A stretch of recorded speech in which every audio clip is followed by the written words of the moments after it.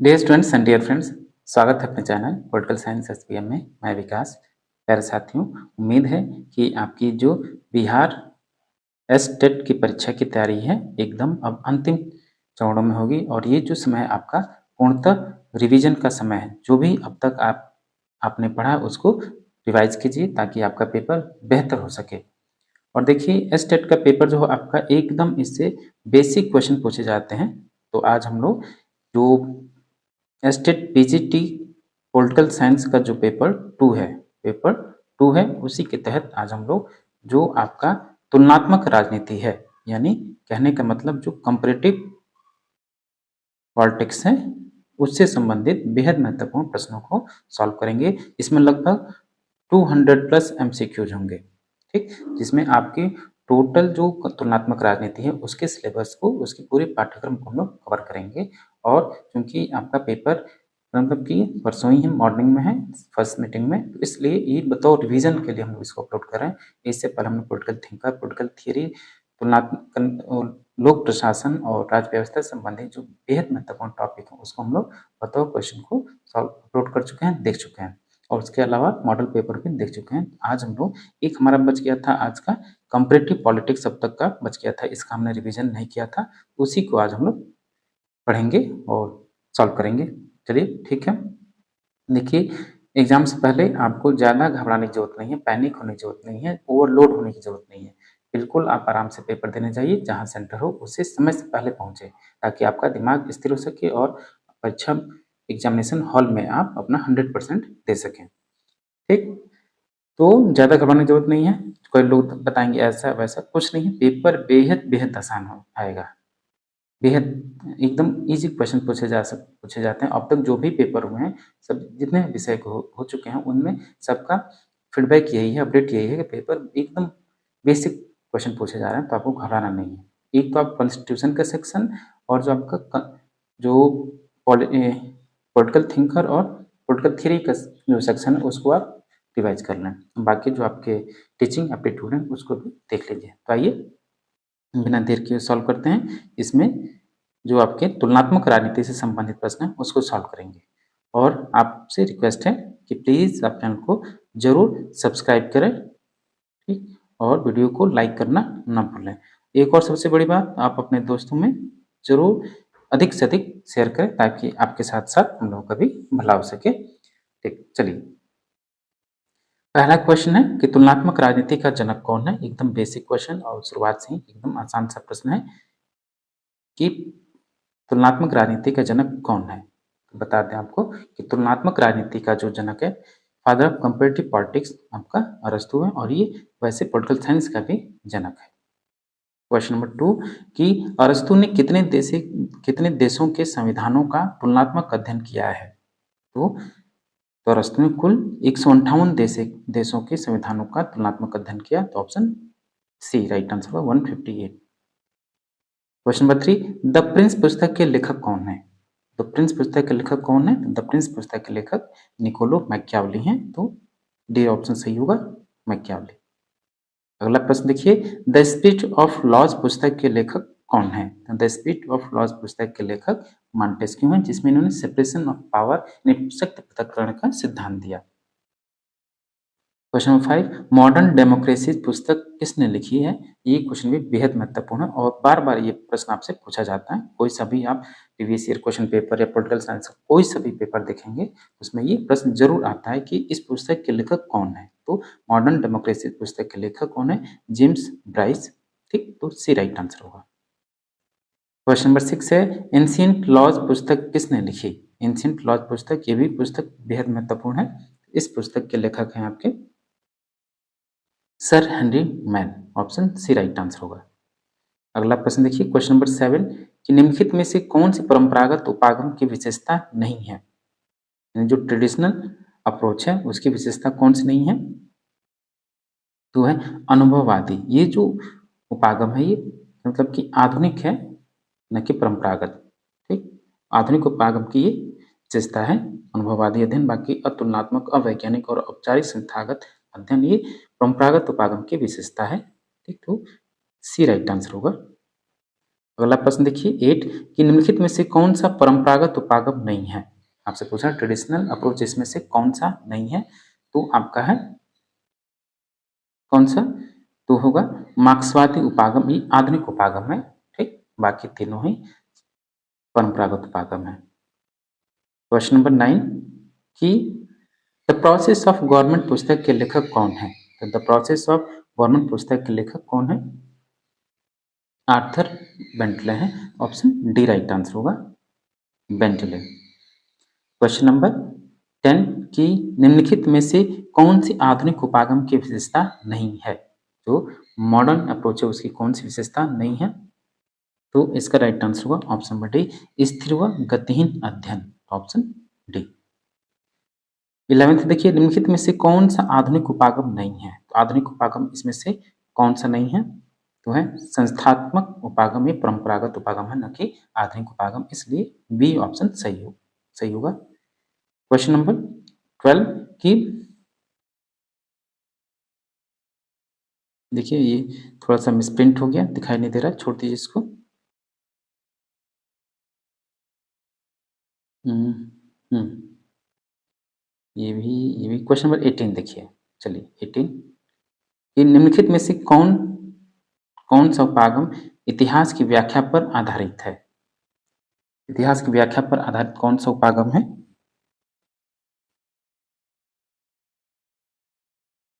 Question number 18 का right answer होगा option number D, मार्क्सवादी लेनिनवादी उपागम जो है आपका इतिहास की व्याख्या पर आधारित है, तो डी राइट आंसर होगा। नेक्स्ट क्वेश्चन 19 व्यवहारवाद का जन्म किस देश में हुआ। जो व्यवहारवादी सिद्धांत है उसका उद्भव किस देश में हुआ, तो इसका उद्भव अमेरिका में हुआ, यानी यूएसए में हुआ। और जनक कौन हुए व्यवहारवाद के, डेविड ईस्टन। क्वेश्चन नंबर 20 देखिए उत्तर व्यवहारवाद का जनक कौन है। उत्तर यानी पोस्ट बिहेवियरलिज्म है, उसका जनक कौन हुआ, तो उसका जनक डेविड ईस्टन हुआ, तो ए राइट आंसर हुआ डेविड ईस्टन।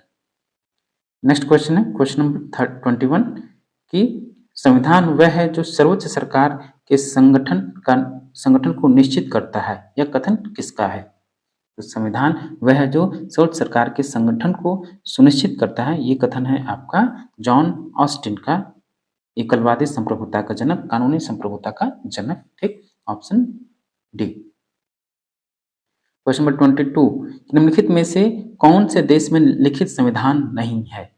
किस देश में लिखित संविधान नहीं है, तो आपको पता ही है कि ब्रिटेन में लिखित संविधान नहीं है, तो option number D right answer होगा, Britain. Next question question number 23 किस देश का संविधान साधारण कानून और संवैधानिक कानून में अंतर नहीं करता है। 23 का राइट आंसर होगा ऑप्शन नंबर बी, ब्रिटेन, क्योंकि यहाँ लिखित संविधान नहीं है, इसलिए यहाँ साधारण कानून और संवैधानिक कानून में कोई अंतर नहीं है। 24 देखिए कि एक आदर्श संविधान में कौन से गुण होने चाहिए। तो एक आदर्श संविधान में जो आपके गुण होना चाहिए, एक तो संक्षिप्तता हो, उसमें स्पष्टता एवं निश्चितता हो, और न्यायपालिका को स्वतंत्रता प्रदान की गई हो। ये तीनों ही विशेषताएं या गुण एक आदर्श संविधान में होने ही चाहिए, इसलिए इसका राइट आंसर होगा ऑप्शन डी, उपरोक्त सभी। क्वेश्चन नंबर 25 किस देश के संविधान में संशोधन आसानी से हो जाता है। किस देश के संविधान में संशोधन आसानी से हो जाता है, तो आपका ब्रिटेन। क्वेश्चन नंबर 26 जनमत संग्रह की व्यवस्था द्वारा संविधान में संशोधन किस देश में होता है, यानी रेफरेंडम के माध्यम से किस देश की संवैधानिक व्यवस्था में संशोधन किया जा सकता है, तो इसका राइट आंसर होगा ऑप्शन नंबर सी, स्विट्जरलैंड, प्रत्यक्ष लोकतंत्र की प्रयोगशाला है। ठीक, ऑप्शन सी। 27 सबसे कम संविधान संशोधन किस देश के संविधान में हुए हैं। तो सबसे कम संवैधानिक संशोधन अमेरिका के संविधान में हुए हैं, ऑप्शन बी राइट आंसर होगा। और याद रखिएगा अमेरिकी संविधान में केवल और केवल मात्र 7 अनुच्छेद 7 आर्टिकल है।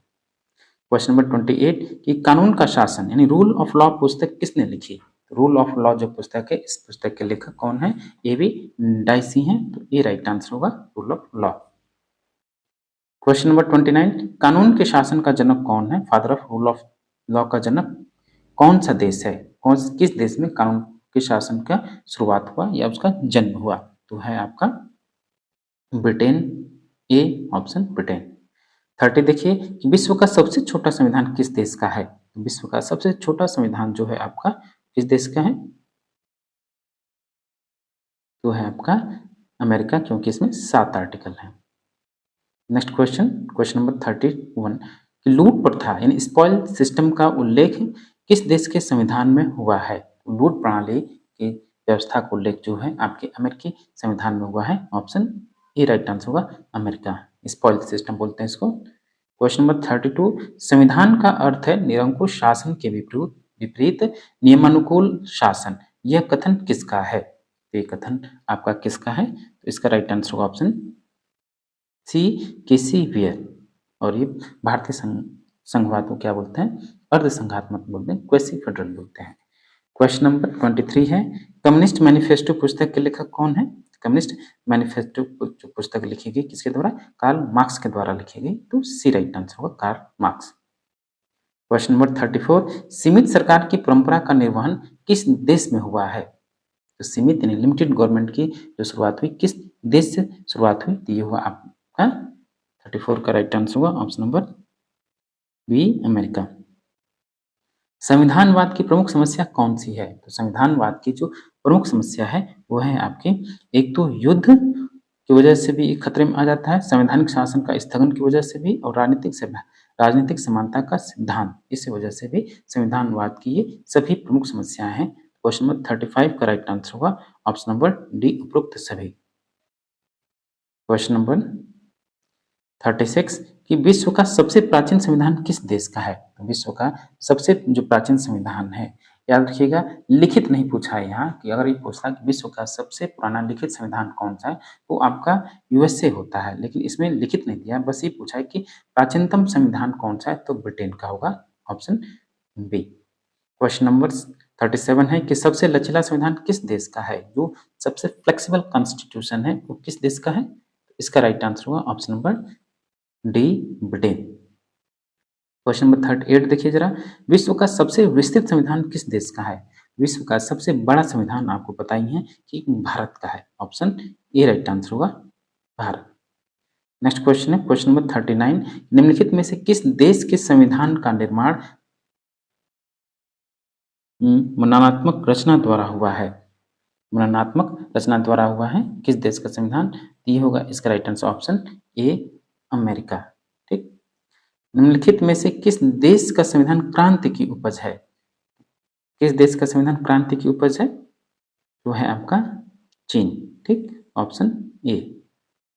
नेक्स्ट क्वेश्चन है क्वेश्चन नंबर 41 निम्नलिखित में से किस देश का संविधान परंपराओं पर आधारित है? रीति रिवाज एवं परंपराओं पर जिस देश का संविधान आधारित है वो है आपका Britain. Option C Britain right answer होगा।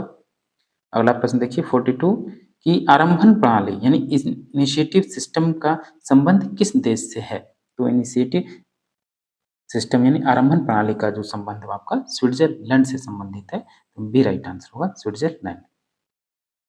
संविधानवाद की उत्पत्ति किस देश में हुई है? तो संविधानवाद की जो उत्पत्ति हुई वो किस देश की है? तो है आपका यूनान। तो सी राइट आंसर होगा।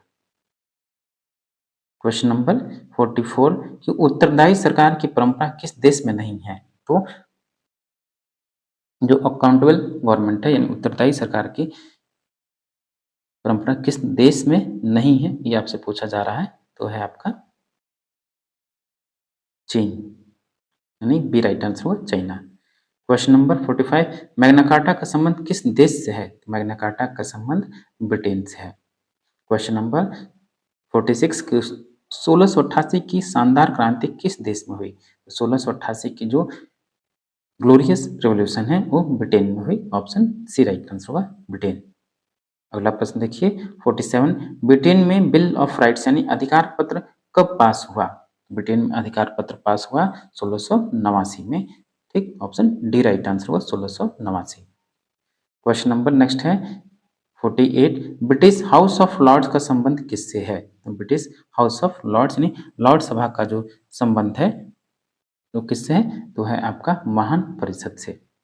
जुंटा क्या है? जुंटा क्या है? 49th क्वेश्चन है। तो जुंटा जो है आपका वो है मंत्रिमंडल। तो सी राइट आंसर होगा मंत्रिमंडल। फ्रांसीसी क्रांति यानी फ्रेंच रेवोल्यूशन कब हुई? तो फ्रांसीसी क्रांति कब हुई ये आपको पता ही होगा। तो फ्रांसीसी क्रांति आपकी हुई 1789 में। तो सी राइट आंसर होगा 1789। नेक्स्ट क्वेश्चन है क्वेश्चन नंबर 51, फ्रांसीसी क्रांति का समकालीन व्यक्ति कौन है? तो फ्रांसीसी क्रांति हुई उस समय कौन सा व्यक्ति था, जो कि ऑप्शन में है। प्यारे साथियों, फिर से मैं आपको बता दूं कि हम state Bihar state political science यानी राजनीति विज्ञान का जो पेपर 2 है उसके तहत आज हम लोग कंपैरेटिव पॉलिटिक्स जो है उससे संबंधित एमसीक्यूज को सॉल्व कर रहे हैं। कंपैरेटिव पॉलिटिक्स का हम लोग रिवीजन कर रहे हैं और ये रिवीजन आपके एग्जाम के लिए बेहद बेहद महत्वपूर्ण है। ठीक, याद से कीजिए, इसमें आपके संपूर्ण सिलेबस को कवर किया गया है। तो 51 है, फ्रांसीसी क्रांति का समकालीन व्यक्ति कौन है? तो है आपके नेपोलियन। तो सी राइट आंसर होगा नेपोलियन। 52, एक सदनी व्यवस्थापिका किस देश में है? एक सदनी व्यवस्थापिका है वो किस देश की है? किस देश में एक सदनी व्यवस्थापिका है? तो है आपका चाइना। डी राइट आंसर होगा चीन। क्वेश्चन नंबर 53 कि द्विसदनी व्यवस्थापिका किस देश में है? द्विसदनीय व्यवस्थापिका जो है आपका किस देश में है? याद रखिए, द्विसदनीय व्यवस्थापिका ब्रिटेन में है। तो सी राइट आंसर होगा ब्रिटेन। संसद के दूसरा सदन का प्रमुख लाभ यह है कि संसद के दूसरे सदन का प्रमुख लाभ क्या है, ये आपसे पूछ रहा है। तो उसका लाभ यह है कि यह प्रथम सदन की निरंकुशता को रोकता है, सही है। समय की बचत भी करता है, सही है। प्रथम सदन के कार्यों का पुनरावलोकन भी करता है, तीनों कथन सही है, इसलिए डी राइट आंसर को उपरोक्त सभी, डी ऑप्शन सही होगा। अगला प्रश्न देखिए 55 कि कॉमन सदन यानी कॉमन सभा का संबंध किस देश से है? हाउस ऑफ कॉमन का संबंध जो है किससे संबंधित है? ये चीन की लोकसभा आप समझ लें। ठीक, निम्न सॉरी ब्रिटेन की निम्न सदन है ये। ठीक, या लोकसभा कह सकते हैं इसको। क्वेश्चन नंबर 56, कॉमन सदन का कार्यकाल कितना है? हाउस ऑफ कॉमन का जो टेन्योर है या कार्यकाल कितना है? तो याद रखिएगा 5 वर्ष है। कॉमन सदन द्वारा पारित विधेयक को हाउस ऑफ लॉर्ड्स कितने समय तक रोक सकता है? यानी कॉमन सभा द्वारा कोई विधेयक पास होता है तो उसको कितने समय तक हाउस ऑफ लॉर्ड्स रोक सकता है? तो 57 का राइट आंसर होगा ऑप्शन नंबर ए, 1 वर्ष। ठीक, वित्त विधेयक पेश किया जा सकता है किस सदन में? निम्न सदन, उच्च सदन या दोनों में या किसी में नहीं? तो वित्त विधेयक जो है आपका हमेशा निम्न सदन में पेश किया जाता है। ठीक, ऑप्शन ए राइट आंसर होगा निम्न सदन। क्वेश्चन नंबर 59, लॉर्ड्स सभा यानी लॉर्ड सदन वित्त विधेयक को कितने समय तक रोक सकता है? हाउस ऑफ लॉर्ड्स जो है वित्त विधेयक को मात्र और मात्र 1 महीने तक रोक सकता है और भारत में मात्र 14 दिन है। तो इसका राइट आंसर बी होगा, 1 महीना। नेक्स्ट क्वेश्चन है, ब्रिटिश मंत्रिमंडल किसके प्रति उत्तरदायी है? ब्रिटिश मंत्रिमंडल किसके प्रति उत्तरदायी है? तो याद रखिएगा, जैसे कि भारतीय राजनीतिक व्यवस्था और ब्रिटिश राजनीतिक व्यवस्था जो थोड़ा सा आप थोड़ा क्या बहुत मिलते हैं, क्योंकि भारत ने संसदीय व्यवस्था ब्रिटेन से ही ग्रहण किया है। तो इसका राइट आंसर होगा ऑप्शन सी, कॉमन सभा। ठीक, कॉमन सभा के समक्ष ब्रिटिश मंत्रिमंडल उत्तरदायी है, तो सी राइट आंसर होगा। नेक्स्ट क्वेश्चन है क्वेश्चन नंबर 61, ब्रिटिश लॉर्ड सभा किसका प्रतिनिधित्व करती है? तो ब्रिटिश लॉर्ड सभा धनी वर्ग का करती है, कुलीन वर्ग का और सामंत वर्ग तीनों का प्रतिनिधित्व करती है। तो डी राइट आंसर होगा उपरोक्त सभी, ऑप्शन डी सही होगा। क्वेश्चन नंबर 62, लॉर्ड सभा के सभापति की नियुक्ति कौन करता है? हाउस ऑफ लॉर्ड्स का जो सभापति होता है उसकी जो नियुक्ति होती है सम्राट या क्राउन या क्वीन के द्वारा होती है। ऑप्शन सी राइट आंसर होगा सम्राट। नेक्स्ट क्वेश्चन है, कॉमन सभा की अध्यक्षता कौन करता है? हाउस ऑफ कॉमन की अध्यक्षता कौन करता है? तो याद रखिएगा स्पीकर महोदय करते हैं। तो डी ऑप्शन सही होगा, स्पीकर, लोकसभा अध्यक्ष। क्वेश्चन नंबर 64, अमेरिका में संसद के कितने सदन हैं? तो अमेरिका की जो संसदीय व्यवस्था वो भी द्विसदनात्मक यानी बाइकैमरल है। तो ऑप्शन ए होगा 2। 65, प्रतिनिधि सदन का संबंध किस देश की व्यवस्थापिका से है? हाउस ऑफ रिप्रेजेंटेटिव या प्रतिनिधि सदन का जो संबंध है अमेरिका की व्यवस्थापिका से यानी अमेरिका की संसद से है। तो सी राइट आंसर होगा अमेरिका। अगला प्रश्न देखिए, प्रतिनिधि सभा का कार्यकाल कितना है? तो प्रतिनिधि सभा का जो कार्यकाल है कितना है? तो 66 का राइट आंसर होगा ऑप्शन नंबर सी। प्रतिनिधि सभा का कार्यकाल 2 वर्ष होता है, ऑप्शन ए राइट आंसर होगा 2 वर्ष। नेक्स्ट है कि अमेरिकन राष्ट्रपति के विरुद्ध महाभियोग कौन लगा सकता है? तो अमेरिकी राष्ट्रपति के विरुद्ध महाभियोग लगाने का जो कार्य है वो है प्रतिनिधि सभा का है। तो सी राइट आंसर होगा, प्रतिनिधि सभा। अगला प्रश्न देखिए, शक्ति पृथक्करण सिद्धांत की उत्पत्ति किस देश में हुई है? यानी सेपरेशन ऑफ पावर का जो थियरी है, सिद्धांत है, शक्ति पृथक्करण का सिद्धांत, उसका उद्भव किस देश में हुआ? तो वहाँ अमेरिका से माना जाता है, अमेरिका से। और ये सिद्धांत मॉन्टेस्क्यू के द्वारा स्पिरिट ऑफ लॉज नामक पुस्तक में दिया गया। क्वेश्चन नंबर 69 है, शक्ति पृथक्करण सिद्धांत किस देश में अपनाया गया है? तो सेपरेशन ऑफ पावर का जो सिद्धांत है वो अमेरिका में अपनाया गया है। ऑप्शन सी राइट आंसर होगा, अमेरिका। सीनेट के सदस्यों की संख्या कितनी है? याद रखिएगा, जो सीनेट के कुल सदस्यों की संख्या कितनी है? 100 है। 50 राज्यों से और प्रत्येक राज्य से 2 सदस्यों की नियुक्ति की जाती है। क्वेश्चन नंबर 71, विश्व का सर्वाधिक शक्तिशाली द्वितीय सदन कौन सा है? तो विश्व का सर्वाधिक शक्तिशाली जो द्वितीय सदन है वो आपका सीनेट है, जो कि अमेरिका का उच्च सदन है। ऑप्शन सी होगा, सीनेट। क्वेश्चन नंबर 72, निरोध व संतुलन यानी चेक एंड बैलेंसेज का सिद्धांत किस देश ने अपनाया है? तो है आपका अमेरिका। ठीक, तो ए राइट आंसर होगा। क्वेश्चन नंबर 73, अंतर्राष्ट्रीय समझौते व संधियां कौन अनुसमर्थित कर सकता है? यानी अंतर्राष्ट्रीय समझौते व संधियों को कौन अनुसमर्थित करता है? तो है आपका senate. Option A right answer होगा, सीनेट। क्वेश्चन नंबर 74, कि अमेरिकी राष्ट्रपति को हटाया जा सकता है? तो अमेरिकी राष्ट्रपति को हटाया जाने का जो तरीका है वो है आपका इम्पीचमेंट यानी महाभियोग। तो बी राइट आंसर होगा, महाभियोग द्वारा। अगला प्रश्न देखिए 75, कि निम्नलिखित में से स्थायी सदन कौन सा है? परमानेंट जो हाउस है कौन सा है? तो है आपका सीनेट। ठीक, ऑप्शन डी राइट आंसर होगा, सीनेट।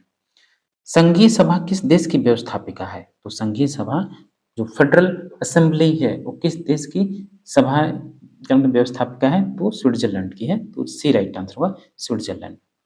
क्वेश्चन नंबर नेक्स्ट है 77, कि राष्ट्रीय जन कांग्रेस किस देश की व्यवस्थापिका है? नेशनल पीपल्स कांग्रेस किस देश की व्यवस्थापिका है? तो यह है आपके चीन की। तो ए राइट आंसर होगा, चाइना। 78, वर्तमान चीनी संविधान किस वर्ष बनाया गया? वर्तमान चीनी संविधान जो है आपका किस वर्ष बना? ये होगा 1982। क्वेश्चन नंबर नेक्स्ट है 79, कि चीनी प्रधानमंत्री को कौन बर्खास्त कर सकता है? चीनी यानी चाइनीज जो प्राइम मिनिस्टर हैं उनको कौन उनके पद से हटा सकता है? तो 79 का right answer option A, people's national people's congress यानी राष्ट्रीय जन कांग्रेस। ठीक, ये राइट आंसर होगा। क्वेश्चन नंबर 80, अमेरिका की किस प्रकार की शासन प्रणाली अपनाई गई है? तो अमेरिका में जो शासन प्रणाली है वो है आपकी अध्यक्षात्मक यानी presidential form of government America ने अपनाया है, अध्यक्षात्मक शासन प्रणाली। ऑप्शन ए राइट आंसर होगा। नेक्स्ट क्वेश्चन है क्वेश्चन नंबर 81, बहुल कार्यपालिका किस देश में पाई जाती है? यानी प्लूरल आपकी एग्जीक्यूटिव है वो कहाँ पाया जाते हैं? बहुल कार्यपालिका स्विट्जरलैंड में पाया जाता है। तो ऑप्शन डी ऑप्शन सही होगा, स्विट्जरलैंड। क्वेश्चन नंबर 82, ब्रिटेन में राजा और ताज में अंतर किया जाने लगा कब से? ब्रिटेन में राजा और ताज में अंतर कब से किया जाने लगा? तो 1688 से। ठीक, ऑप्शन सी राइट आंसर होगा। क्वेश्चन नंबर 83, कि रीजेंसी अधिनियम का संबंध किससे है? रीजेंसी अधिनियम का संबंध किससे है? 83 का राइट आंसर होगा ऑप्शन नंबर ए, सम्राट। नेक्स्ट क्वेश्चन है क्वेश्चन नंबर 84, किस देश की शासन प्रणाली में अध्यक्षात्मक और संसदीय शासन प्रणाली दोनों के गुण पाए जाते हैं या गुण विद्यमान है? तो है आपका कौन सा? तो 84 का राइट आंसर होगा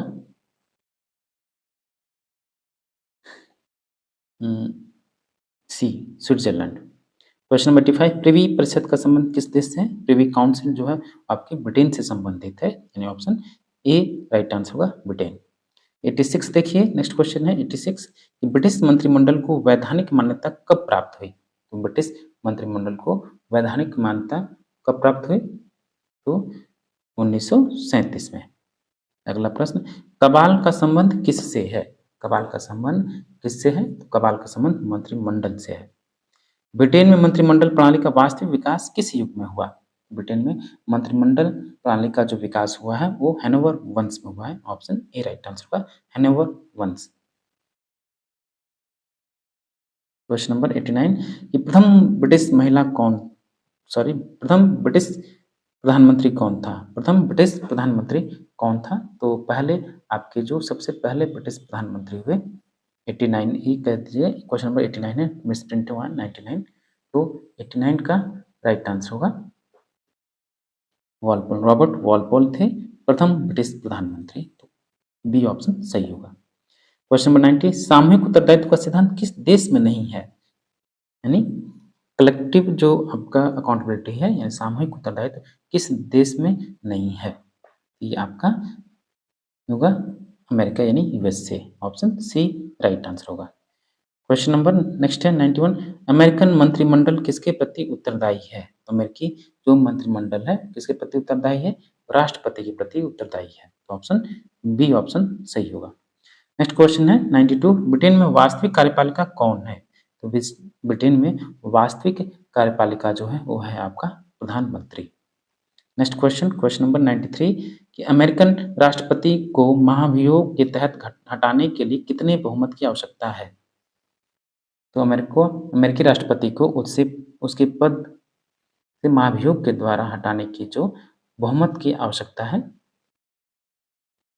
वह है आपका 2/3 बहुमत के द्वारा ही अमेरिकी राष्ट्रपति को महाभियोग के तहत हटाया जा सकता है, यानी option number A right answer होगा 2/3 बहुमत। नेक्स्ट क्वेश्चन है महाभियोग की प्रक्रिया के तहत किस राष्ट्रपति को हटाया गया? महाभियोग की प्रक्रिया के तहत किस राष्ट्रपति को हटाया गया? निक्सन को हटाया गया है, ऑप्शन ए ऑप्शन सही होगा। क्वेश्चन नंबर 95 वाटरगेट का कांड किस देश से संबंधित है? तो वाटरगेट का जो कांड है वो आपका किससे संबंधित है? तो ये अमेरिका यानी यूएसए से संबंधित है, ऑप्शन सी राइट आंसर होगा। क्वेश्चन नंबर 96 चीन में कार्यपालिका किसके प्रति उत्तरदायी है? तो चीन में जो एग्जीक्यूटिव यानी कार्यपालिका है वो किसके प्रति उत्तरदायी है? तो नेशनल पीपल कांग्रेस एनपीसी के समक्ष, ठीक, तो ऑप्शन ए ऑप्शन सही होगा, राष्ट्रीय जन कांग्रेस। क्वेश्चन नंबर 97 कि चीन में राष्ट्रीय जन कांग्रेस यानी व्यवस्थापिका किसके प्रति उत्तरदायी है? तो चीन की जो व्यवस्थापिका है उसको क्या बोलते हैं? नेशनल पीपल कांग्रेस एनपीसी, राष्ट्रीय जन कांग्रेस किसके प्रति उत्तरदायी है? तो है कम्युनिस्ट पार्टी के समक्ष, ठीक, साम्यवादी दल। नेक्स्ट है 98 निम्नलिखित में से किस देश की कार्यपालिका की प्रकृति बहुलवादी है? यानी बहुल कार्यपालिका किस देश की है? तो ये आपका स्विस जो कार्यपालिका है उसको बहुल कार्यपालिका यानी स्विट्जरलैंड की कार्यपालिका बहुल कार्यपालिका है। क्वेश्चन नंबर 99 न्यायिक पुनरावलोकन की शक्ति किस देश की न्यायपालिका के पास है? तो न्यायिक पुनरावलोकन जुडिशियल रिव्यू की जो पावर है वो अमेरिकी न्यायपालिका के पास है और भारत में भी है, भारत ने यहीं से ग्रहण किया था, तो ऑप्शन सी सही होगा अमेरिका। 100 जूरी प्रथा किस देश में प्रचलित है? तो जूरी जो व्यवस्था न्याय की जो जूरी व्यवस्था प्रचलित है कहाँ? ब्रिटेन में है, तो ऑप्शन ए राइट आंसर होगा। नेक्स्ट क्वेश्चन है क्वेश्चन नंबर 101 दो तरह के वकील किस देश की न्याय प्रणाली का अंग है? 101 दो तरह के वकील, option D Britain. Question number 102 प्रशासकीय न्याय व्यवस्था किस देश में नहीं है? एडमिनिस्ट्रेटिव ट्रिब्यूनल किस देश में नहीं है? तो इसका राइट आंसर होगा option D Switzerland. Question number 103 American सर्वोच्च न्यायालय के न्यायाधीशों को कैसे हटाया जा सकता है? तो अमेरिकी सर्वोच्च न्यायालय के न्यायाधीशों को हटाने का जो तरीका हुआ है महाभियोग द्वारा, इम्पीचमेंट के द्वारा, ऑप्शन बी ऑप्शन सही होगा। नेक्स्ट है 104 किस देश में न्यायपालिका सरकार का अंग नहीं है? किस देश में? चीन होगा, ऑप्शन डी चीन। क्वेश्चन नंबर 105 जन प्रोक्यूरेटर किस देश की न्यायपालिका की विशेषता है? जन प्रोक्यूरेटर किस देश की न्यायपालिका की विशेषता है? वो है आपका चाइना, ठीक। 106 किस देश में न्यायपालिका पर व्यवस्थापिका का नियंत्रण है? न्यायपालिका पर व्यवस्थापिका का नियंत्रण किस देश में है? ये है आपका चाइना में। क्वेश्चन नंबर 107 ब्रिटेन में 1911 के संसद अधिनियम ने किसको शक्ति प्रदान की? किसको शक्ति प्रदान की? तो था आपका कॉमन सभा को, ऑप्शन बी ऑप्शन सही होगा। अगला प्रश्न 108 कि कानून की उचित प्रक्रिया कानून की उचित प्रक्रिया किस देश में अपनाई जाती है? कानून की उचित प्रक्रिया किस देश में अपनाई जाती है? ये क्वेश्चन भी बेहद महत्वपूर्ण है। तो कानून की उचित प्रक्रिया आपकी अमेरिका में अपनाई जाती है, भारत में विधि द्वारा स्थापित प्रक्रिया अपनाई जाती है। नेक्स्ट क्वेश्चन है क्वेश्चन नंबर 109 109 मूल्यधारी राजनीतिक संस्कृति किस देश में नहीं है? बहुमूल्यधारी राजनीतिक संस्कृति किस देश की विशेषता नहीं है? तो इसका राइट आंसर होगा option D, China. Question number next है 110 प्रौढ़ राजनीतिक संस्कृति किस देश में पाई जाती है? जो पॉलिटिकल कल्चर है उससे संबंधित ये प्रश्न है। प्रौढ़ राजनीतिक संस्कृति किस देश में पाई जाती है? तो ये आपका ब्रिटेन में पाई जाती है। चीन में साम्यवादी दल की स्थापना कब हुई? 111 प्रश्न है। तो चीन में साम्यवादी दल की स्थापना होती है आपकी 1921 में। नेक्स्ट क्वेश्चन है 112 कि एक दलीय प्रणाली किस देश में पाई जाती है? तो वन जो पार्टी सिस्टम है आपकी चाइना में पाई जाती है। ऑप्शन ए राइट आंसर होगा, चाइना।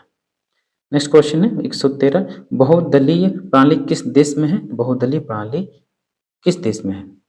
तो जो बहुदलीय प्रणाली है आपकी वो स्विट्जरलैंड में है। नेक्स्ट है द्विदलीय प्रणाली किस देश में है?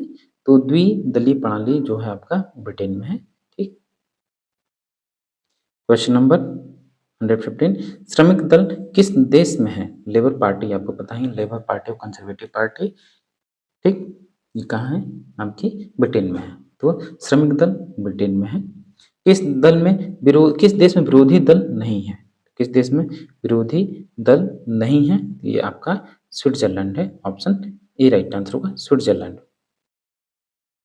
अगला प्रश्न देखिए 117 एक दलीय प्रणाली किस देश में नहीं है? यानी वन पार्टी सिस्टम किस देश में नहीं है? तो स्विट्जरलैंड में नहीं, बाकी चीन, वियतनाम और रूस तीनों में ही एक दलीय व्यवस्था प्रणाली लागू है, लेकिन स्विट्जरलैंड में बहुदलीय व्यवस्था लागू है। अगला प्रश्न है 118 सर्वाधिकारवादी यानी टोटलिटेरियनिज्म किस देश की शासन प्रणाली की विशेषता है? तो 118 का राइट आंसर होगा ऑप्शन सी, चाइना। प्यारे साथियों, फिर से मैं आपको बताऊं कि हम लोग एस्टेट का जो पेपर है पॉलिटिकल साइंस का, उसके लिए हम लोग आज तुलनात्मक राजनीति यानी कंपैरेटिव पॉलिटिक्स से संबंधित क्वेश्चंस को सॉल्व कर रहे हैं। ठीक, पॉलिटिकल साइंस का कंपैरेटिव पॉलिटिक्स है उससे संबंधित तुलनात्मक राजनीति से संबंधित प्रश्नों को सॉल्व कर रहे हैं। ठीक, इसमें पूरा आपका सिलेबस कवर है।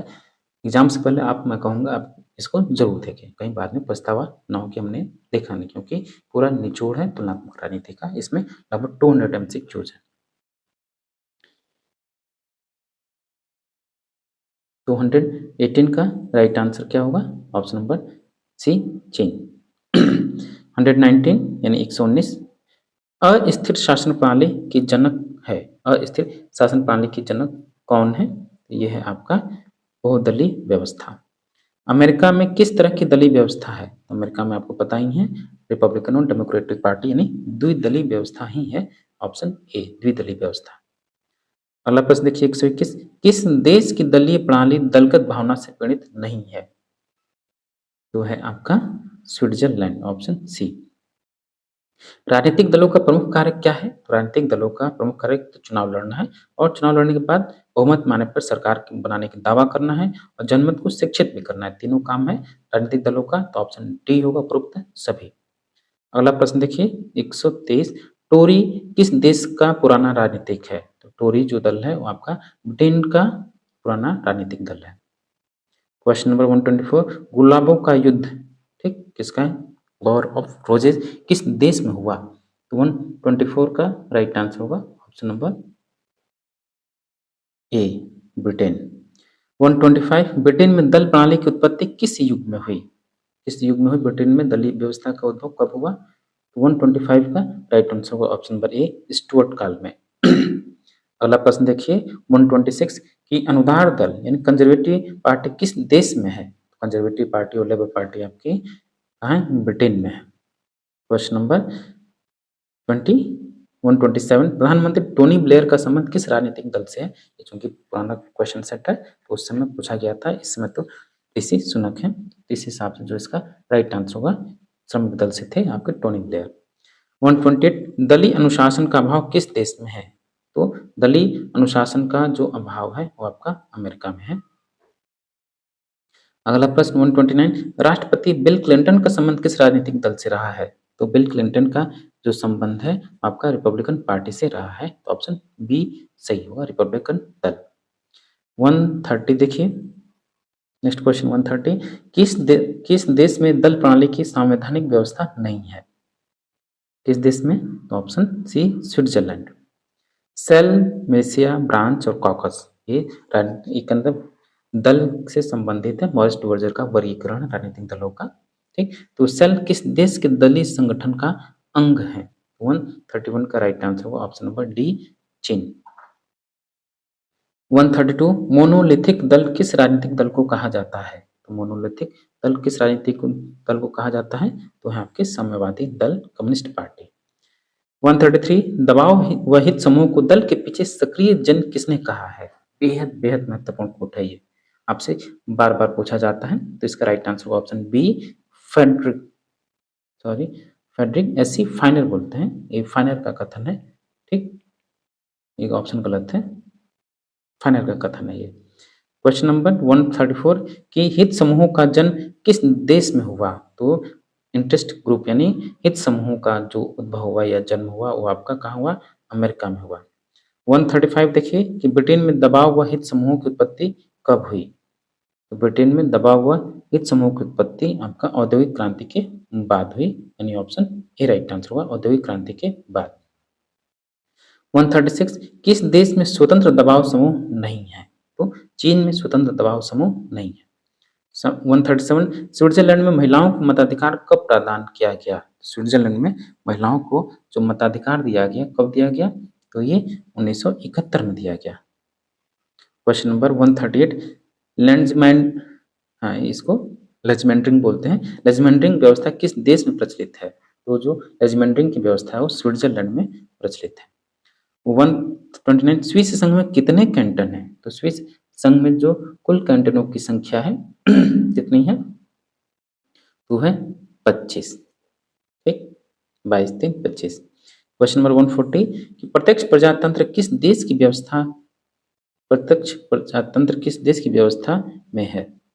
प्रत्यक्ष तो डायरेक्ट डेमोक्रेसी यानी प्रत्यक्ष लोकतंत्र आपकी स्विट्जरलैंड की व्यवस्था में है, तो ऑप्शन डी होगा स्विट्जरलैंड। नेक्स्ट क्वेश्चन है क्वेश्चन नंबर 141 कि दास कैपिटल पुस्तक के लेखक कौन है? तो दास कैपिटल पुस्तक के लेखक हैं आपके कौन? Karl Marx. अगला प्रश्न देखिए वर्ग संघर्ष का प्रत्यय का प्रयोग किस उपागम के अंतर्गत किया जाता है? क्लास स्ट्रगल का जो कंसेप्ट है किस व्यवस्था में किया जाता है प्रयोग? मार्क्सवादी उपागम में, ऑप्शन बी होगा मार्क्सवादी उपागम। नेक्स्ट क्वेश्चन है संसदीय संप्रभुता का सिद्धांत किस देश की देन है? जो पार्लियामेंट्री सॉवरेनिटी है किस देश की देन है? तो ये है आपका ब्रिटेन। अगला प्रश्न देखिए क्वेश्चन नंबर 144 आर्थिक समानता का अर्थ क्या है? तो इकोनॉमिकल इक्वलिटी है, यानी आर्थिक समानता का क्या अर्थ है? तो है आपका एक तो समान अवसरों की प्राप्ति हो, समान कार्य के लिए समान वेतन हो और आर्थिक शोषण की समाप्ति हो, यही है आपका आर्थिक समानता। इसलिए इसका राइट आंसर होगा ऑप्शन डी उपरोक्त सभी। 145 देखिए कि राजनीतिक समानता का अर्थ क्या है? तो राजनीतिक समानता का अर्थ है कि सभी को वोट देने का अधिकार हो, सभी को चुनाव लड़ने का अधिकार हो और आलोचना करने का भी अधिकार हो, तो डी सही होगा उपरोक्त सभी। नेक्स्ट क्वेश्चन है क्वेश्चन नंबर 146 कि आजकल कौन सा लोकतंत्र अधिक लोकप्रिय है? आजकल जो लोकप्रिय लोकतंत्र है वो है आपका प्रतिनिधि रिप्रेजेंटेटिव डेमोक्रेसी, जो कि वर्तमान में विद्यमान है भारत में या अन्य लोकतांत्रिक देशों में, लेकिन प्रत्यक्ष लोकतंत्र आपका स्विट्जरलैंड में है। क्वेश्चन नंबर 147 कि सर्वहारा वर्ग के अधिनायक तंत्र का समर्थन किसने किया? ये किए हैं आपके कार्ल मार्क्स। अगला प्रश्न 148 1966 की सांस्कृतिक क्रांति का संबंध किस देश से है? ये है आपका जो कल्चरल रेवोल्यूशन है आपका चीन से संबंधित है। माओ जेडोंग ने ये नारा दिया, माओ से तुंग ने। 149 कि किस देश का संविधान शक्ति पृथक्करण के विरुद्ध है? ये आपका चाइना है। नेक्स्ट क्वेश्चन 150 कि किस देश का संविधान सिद्धांत और व्यवहार में महान अंतर दिखाता है, सिद्धांत और व्यवहार में महान अंतर दिखाता है, किस देश का संविधान है वो? तो है आपका चाइना का। कहने के लिए कुछ और, करने के लिए कुछ और। 151 निम्नलिखित में से किस देश में संघात्मक शासन प्रणाली है? तो सब भारत में है और अमेरिका में है, क्योंकि ब्रिटेन में नहीं है। ऑप्शन डिसमैच है, ठीक। यहाँ अगर वो कनाडा दे देता तो उपरोक्त सभी होता, तो भारत में और अमेरिका में संघात्मक शासन व्यवस्था, ब्रिटेन में नहीं। नेक्स्ट क्वेश्चन नंबर 152, किस देश में एकात्मक शासन प्रणाली पाई जाती है? चीन, क्यूबा और वियतनाम में एकात्मक शासन प्रणाली पाई जाती है, इसलिए डी ऑप्शन सही होगा, उपरोक्त सभी। साझा सरकार यानी कोलिशन गवर्नमेंट किस देश में पाई जाती है? कोलिशन गवर्नमेंट स्विट्जरलैंड में पाई जाती है। 153 का ऑप्शन ए राइट आंसर होगा, स्विट्जरलैंड। क्वेश्चन नंबर 154, किस देश ने ब्रिटिश संविधान को मातृ संविधान कहा है? सॉरी, किस विद्वान ने ब्रिटिश संविधान को मातृ संविधान कहा, यानी संविधानों की जननी कहा है? किसने? तो 154 का right answer option C, Monroe ने। क्वेश्चन नंबर 155 है, ब्रिटेन में संप्रभुता किसके पास है? तो ब्रिटेन में जो संप्रभुता है वो ताज में है, क्राउन में है, क्वीन में है, ठीक, या राजा में है। क्वेश्चन नंबर 156, ब्रिटिश सम्राट का पद क्या है? तो ब्रिटिश सम्राट का पद आनुवंशिकता पर आधारित है। क्वेश्चन नंबर 157 है, आधुनिक युग में लिखित संविधान की परंपरा किस देश की देन है? आधुनिक समय में लिखित संविधान की परंपरा का जो उद्भव हुआ वो अमेरिका से माना जाता है, अमेरिका है, ऑप्शन ए अमेरिका। नेक्स्ट है, अमेरिकन संविधान का निर्माण कब हुआ, यानी अमेरिकी संविधान का निर्माण कब हुआ? तो 158 का राइट आंसर होगा option number D, 1787। Question number 159, American constitution में कितने, यानी अमेरिकी संविधान में कितने संशोधन हुए हैं? तो अब तक लगभग 25 बार हो चुके हैं, ऑप्शन इसमें नहीं दिया है, और 27, हाँ 27 से 28 हो गए हैं, ठीक। ये कंफ्यूजन है, इसको छोड़ दीजिए, डाउट में छोड़ दीजिए। नेक्स्ट क्वेश्चन है 160, ब्रिटिश राज मुकुट यानी ताज में कौन कौन शामिल हैं? तो ताज में शामिल होने वाले जो लोग हैं वो हैं आपके राजा, संसद और मंत्रिमंडल, तो ऑप्शन डी होगा, उपरोक्त सभी। क्वेश्चन नंबर 161, कि ब्रिटेन में शासन की वास्तविक शक्ति किसमें निहित है? शासन की वास्तविक शक्ति ब्रिटेन में प्रधानमंत्री में निहित है, तो सी होगा, प्रधानमंत्री। नेक्स्ट क्वेश्चन है 162, कि ब्रिटिश प्रधानमंत्री की नियुक्ति कौन करता है? तो ब्रिटिश प्रधानमंत्री की नियुक्ति सम्राट करता है। नेक्स्ट क्वेश्चन है, ब्रिटेन में अपीलीय न्यायालय कौन सा है? तो ब्रिटेन में अपीलीय न्यायालय लॉर्ड सभा है। अगला प्रश्न देखिए, छाया मंत्रिमंडल यानी शैडो कैबिनेट किस देश की देन है? तो ये आपकी ब्रिटेन की देन है, यानी डी ऑप्शन सही होगा, ब्रिटेन। क्वेश्चन नंबर 165, ब्रिटेन में स्थानीय स्वशासन की शुरुआत किस युग में हुई? तो ब्रिटेन में स्थानीय स्वशासन की जो शुरुआत होती है किस युग में? तो होता है आपका नॉर्मन युग में। नेक्स्ट क्वेश्चन 166, ब्रिटेन में स्थानीय स्वशासन की सबसे छोटी इकाई कौन सी है? तो स्थानीय स्वशासन की जो सबसे छोटी इकाई है वो है पेरिस। क्वेश्चन नंबर 167, अमेरिका में कार्यपालिका का अध्यक्ष कौन है? अमेरिका में कार्यपालिका का अध्यक्ष कौन है? वो राष्ट्रपति है। नेक्स्ट क्वेश्चन है क्वेश्चन नंबर 168, एकल कार्यपालिका किस देश में पाई जाती है? एकल कार्यपालिका जो आपकी पाई जाती है कहाँ? ये है आपका अमेरिका यानी यूएसए में। क्वेश्चन नंबर 169, अमेरिकन राष्ट्रपति का कार्यकाल कितना है? तो अमेरिकी राष्ट्रपति का कार्यकाल कुल 4 वर्ष है। नेक्स्ट है कि अमेरिकन राष्ट्रपति का चुनाव किसके प्रति उत्तरदायी है? अमेरिकी राष्ट्रपति का चुनाव किसके प्रति उत्तरदायी है? तो यह है आपका संविधान के प्रति।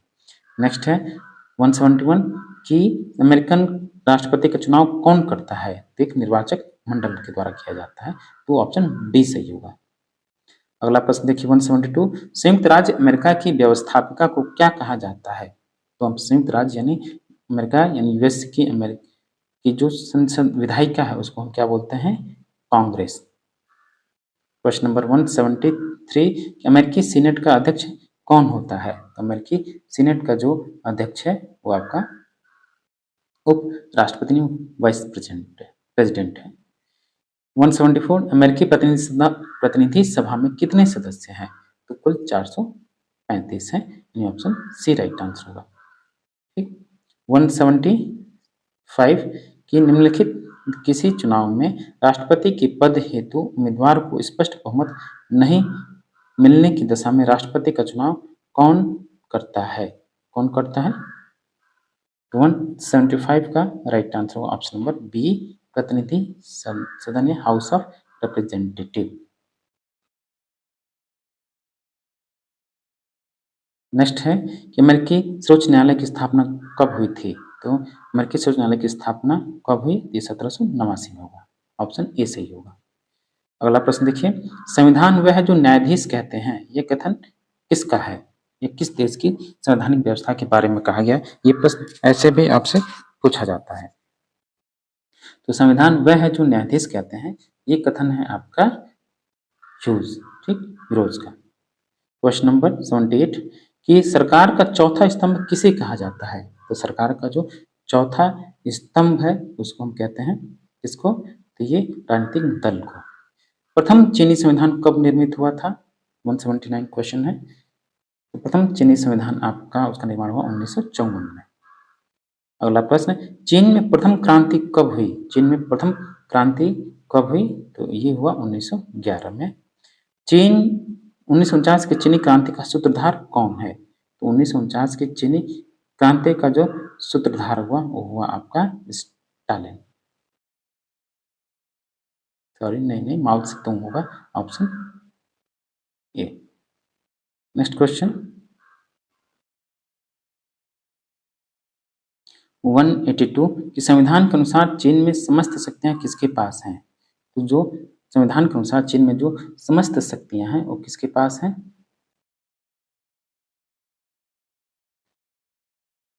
साम्यवादी दल यानी ऑप्शन सी।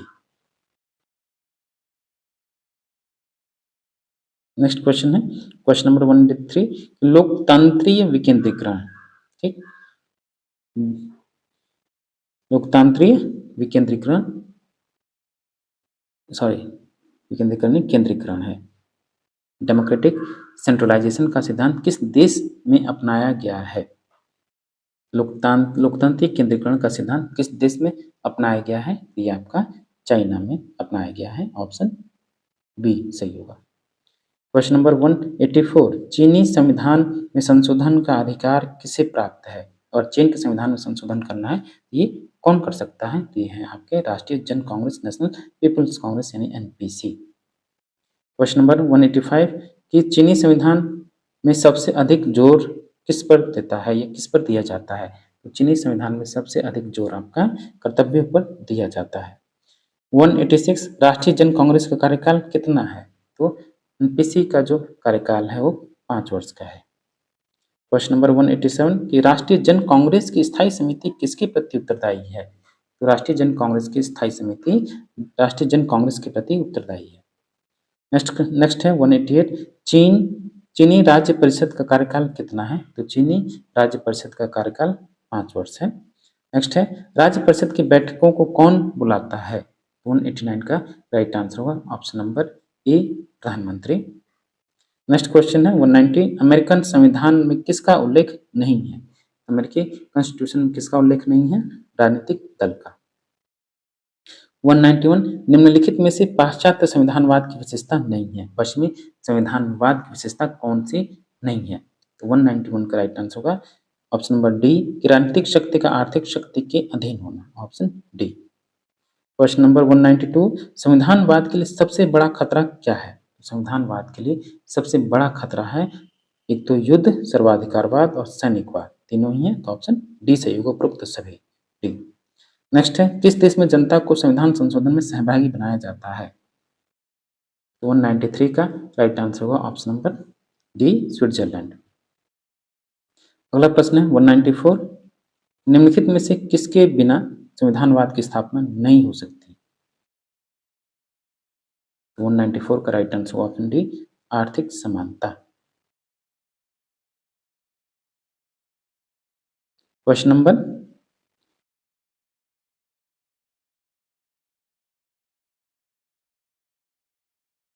नेक्स्ट है 195 की संसदात्मक शासन प्रणाली का क्या नाम है?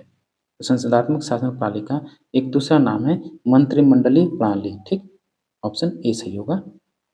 अगला प्रश्न देखिए, संसदीय शासन प्रणाली की प्रमुख विशेषता क्या है? तो संसदीय शासन प्रणाली की जो प्रमुख विशेषता है क्या है? सामूहिक उत्तरदायित्व, ऑप्शन सी। नेक्स्ट 197, कौन से शासन प्रणाली संकट काल के लिए उपयुक्त है? ये है आपका कौन सा?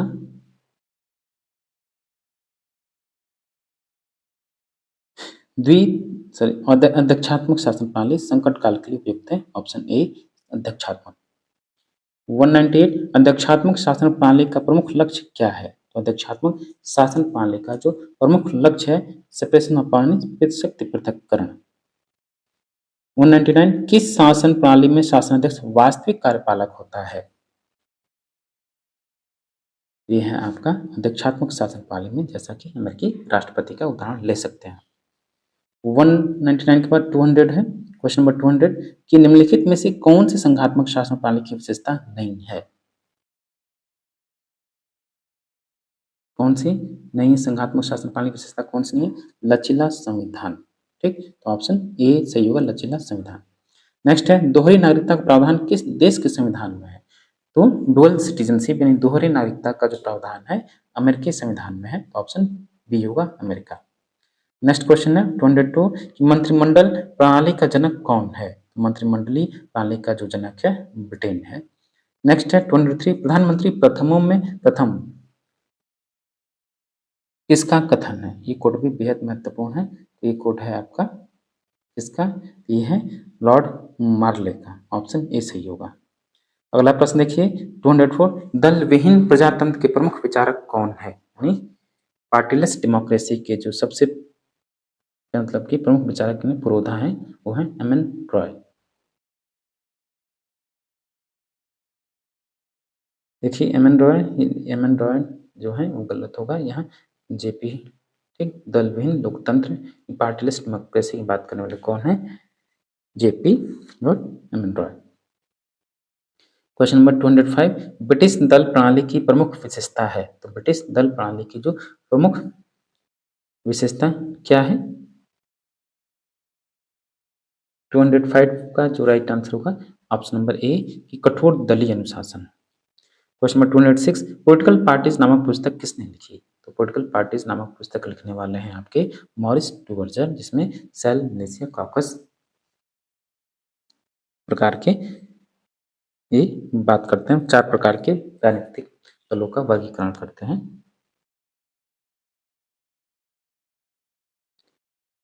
सेल, ब्रांच, मिलिशिया और कॉकस। ठीक, नेक्स्ट है कि अज्ञात साम्राज्य शब्द का प्रयोग किसने किया है? दबाव समूह के लिए हाँ, अज्ञात साम्राज्य शब्द का प्रयोग किसके लिए किया जाता है? तो ये दबाव समूह प्रेशर ग्रुप्स के लिए किया जाता है। फाइनर के द्वारा शब्द यूज किया गया, तो ऑप्शन डी होगा दबाव समूह।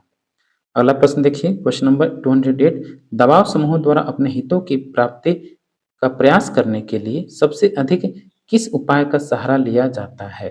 तो क्या लगते हैं? लॉबिंग का, ऑप्शन ए सही होगा, लॉबिंग। ठीक, नेक्स्ट है 209, कि अल्पसंख्यक वर्ग के हितों के संरक्षक कौन है? अल्पसंख्यक वर्ग के हितों के जो संरक्षक है वो है संचयी मत प्रणाली।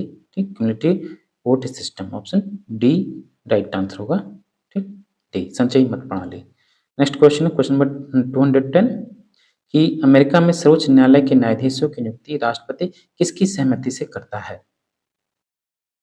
किसकी सहमति से करता है? तो होंगे आपके सीनेट। ठीक, चलिए प्यारे दोस्तों, आपसे रिक्वेस्ट है कि प्लीज़ आप चैनल को जरूर सब्सक्राइब करें। ठीक, और वीडियो को लाइक करना ना भूलें और साथ ही अपने दोस्तों में अधिक से अधिक शेयर करें। चलिए क्वेश्चन नंबर 211 है कि प्रदत्त व्यवस्थापन डेलीगेटेड लेजिस्लेशन की व्यवस्था किस देश में नहीं है? प्रदत्त विधान या व्यवस्थापन की व्यवस्था किस देश में नहीं है? तो है आपका चाइना यानी चीन, तो डी राइट आंसर होगा चीन। अगला प्रश्न, विकसित संविधान का सर्वोत्तम उदाहरण कौन सा है? तो विकसित संविधान का सर्वोत्तम उदाहरण आपका ब्रिटेन का संविधान है जो कि लिखित है। ठीक, तो ऑप्शन सी राइट आंसर होगा ब्रिटेन। प्यारे साथियों, ये था आपका बिहार जो स्टेट की परीक्षा है, PGT political science, PGT political science का जो पेपर 2 है उसका ही आज हमने पढ़ा। कंपैरेटिव पॉलिटिक्स जो है उससे संबंधित लगभग 200 एमसीक्यूज को हमने सॉल्व किया, ठीक, जो कि आपके एग्जाम की दृष्टि से बेहद महत्वपूर्ण है और ये बतौर रिवीजन है, आप इसको अच्छे से पढ़ लीजिए, ठीक। चलिए, चलते-चलते आपसे रिक्वेस्ट है कि प्लीज़ आप चैनल को सब्सक्राइब करें और साथ ही शुभकामनाओं के सहित कि आपका स्टेट क्वालीफाई अच्छे अंकों के साथ और बीपीएससी क्वालीफाई करें, ज्वाइन करें। यही शुभकामनाओं के साथ मिलते हैं आपसे नेक्स्ट वीडियो में। Thank you for watching.